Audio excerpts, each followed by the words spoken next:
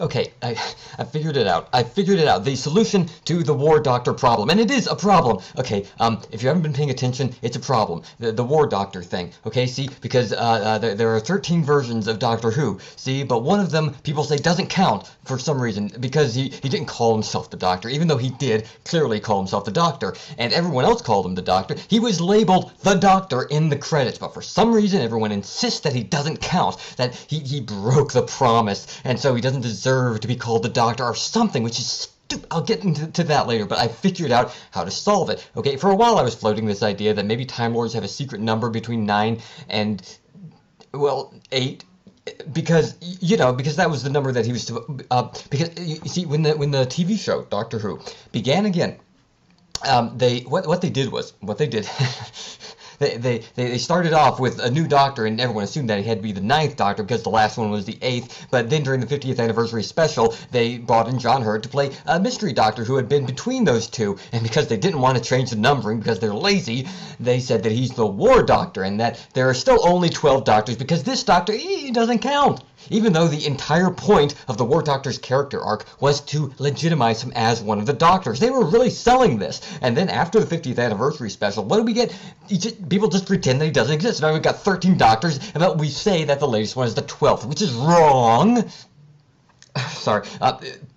My point is, I have figured it out. It's so simple. I can't believe I didn't think of this before, but this is the real solution. All we have to do is bring John Hurt back. It could just be for a cameo. Hell, they could use stock footage for all I care. But during the next regeneration, or whenever, he pops up again. It's a fluke. The War Doctor reemerges, and he exists again, maybe just for a while. But then he could count as that numbered Doctor, as the next numbered Doctor. And then the Doctor who immediately follows him could be correctly numbered. Like, say, Peter Capaldi, when he regenerates, the War Doctor comes back. And now he's the 13th Doctor. That would work for me. I would accept that. Okay, they could have a little adventure or something, or maybe just a scene or two. But then the next actor could come in during a subsequent regeneration, whatever, and it would work out. It would be real. The numbers would make sense again.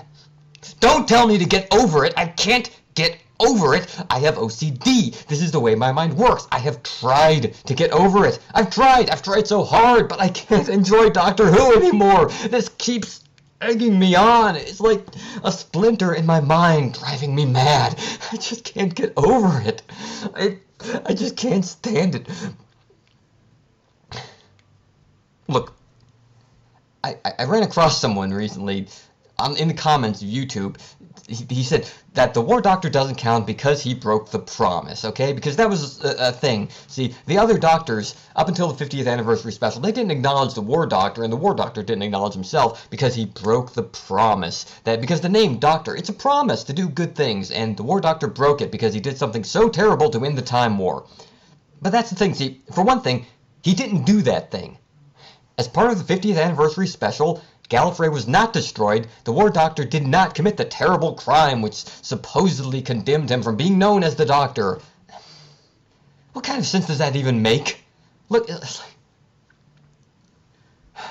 okay, first, if he broke the promise and couldn't be known as the Doctor, why could the next Doctor be the Doctor? Does changing his body and mind really excuse him from all his past crimes? And secondly, none of the Doctors have been really angels. The first Doctor actually advocated bashing a wounded man's head in with a rock. Remember? I remember the time that the 10th Doctor went crazy and decided that he had the right to decide who lived and who died, the Waters of Mars? Remember the time that the 7th Doctor destroyed Scarrow? Granted, it was Scarrow, but it was still a whole planet. That was genocide, man, or at least attempted. Of course, it came back somehow. Every Doctor has had his dark moments. Many of them have done utterly reprehensible things. Many of them have decided to do reprehensible things, but were saved at the last minute because a second option came up. They're all still the Doctor. What I love about Doctor Who, maybe the one thing that I love most about it, is the central concept that there's this man, this wonderful man, who has the power to be other people, who can become himself a rainbow of different people, each one of them so unique, so different, with their own great lives worthy of acknowledgement and exploration, and they're all the Doctor.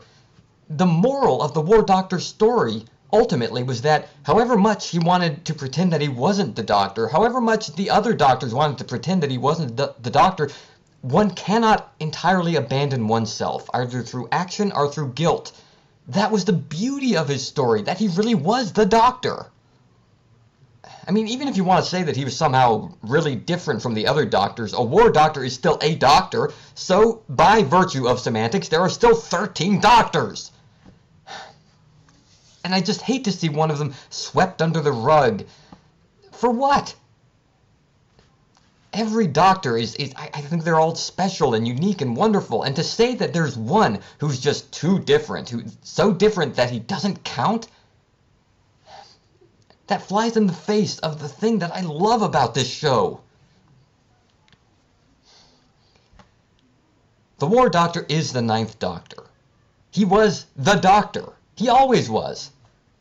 And it's no good saying he wasn't. The 10th Doctor, once they got over their issue, said that he was more the Doctor than any of them. They were all together in the final scene of that shot.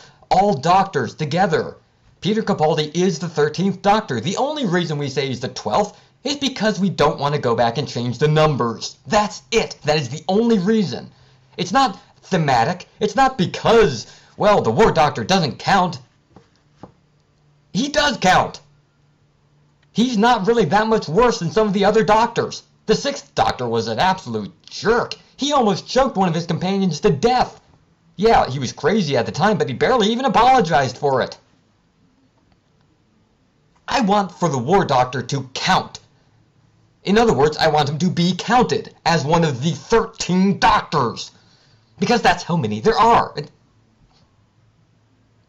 Bring back John Hurt. Let him play the role just one more time. Then it could even out the numbers. Okay? He could be the current Doctor, and then there's a new regeneration, and we just get things back on track.